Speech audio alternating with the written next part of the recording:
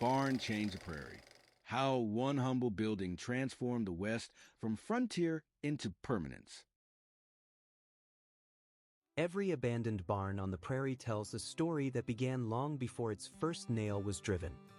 It began with uncertainty, long days of labor, and a belief that tomorrow would be better than today. A barn was never the first building a family constructed. It was the building that proved they had survived. It meant the harvest had become dependable, livestock had become valuable, and the future was worth investing in. Across the prairies, these great wooden structures quietly became symbols of confidence. They transformed isolated homesteads into working farms and helped shape an entirely new rural landscape. To understand the West, we first have to understand why people built barns. The first years of settlement were devoted almost entirely to survival. Families built shelters quick using whatever materials the land could provide. Every hour was spent breaking sod, collecting fuel, hauling water, and preparing for the coming winter. Livestock often shared temporary shelters or remained exposed to the weather. There was little time to think about permanence when simply making it through the season demanded every ounce of energy. A proper barn remained an ambitious dream waiting for more prosperous years. It represented resources that many new settlers simply did not yet possess. Before there could be a barn, there first had to be hope. A barn changed far more than the appearance of a farm. It protected valuable livestock from brutal prairie winters and summer storms. It created dry storage for hay, grain, harnesses, wagons, and tools that represented years of hard-earned investment. It made larger herds practical and improved the efficiency of daily work. Suddenly, a family could think beyond surviving this year and begin planning for the next decade. Prosperity became visible in timber, joinery, and carefully organized space.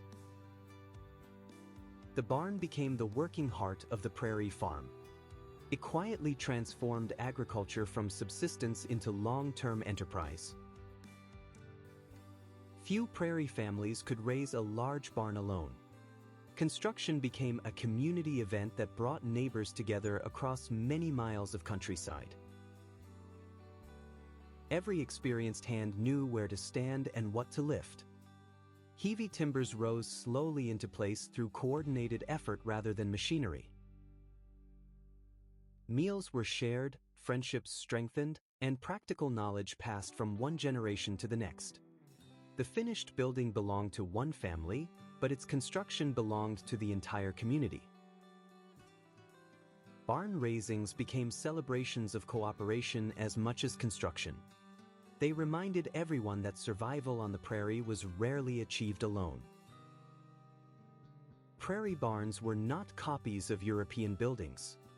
They evolved as settlers adapted familiar ideas to an unfamiliar landscape.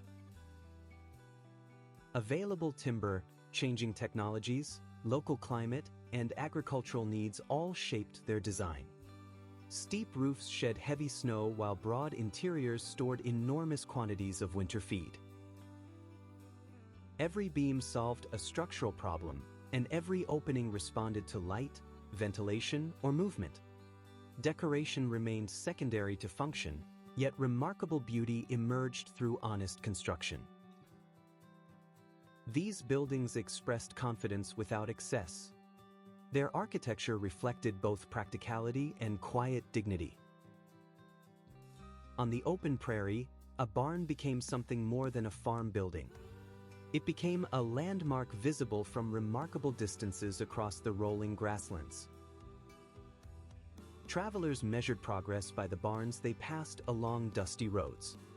Each one announced the presence of a family, a livelihood, and a community. Together they transformed anonymous prairie into recognizable places filled with memory. The landscape slowly acquired identity through these carefully built structures.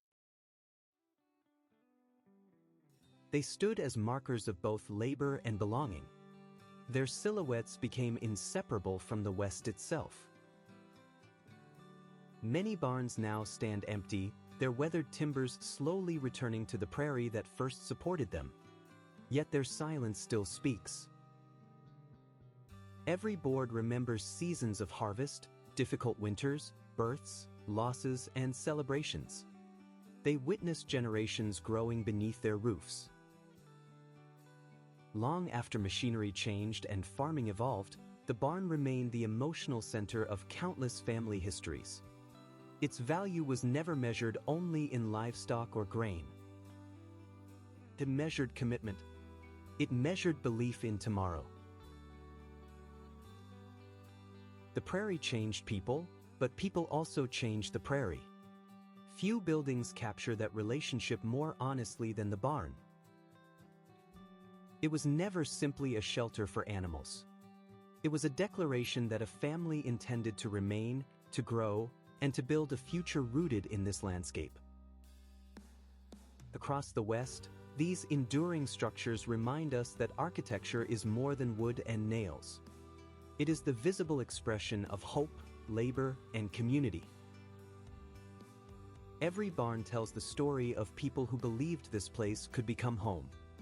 And in many ways, the West we know today began the moment those great doors first swung open.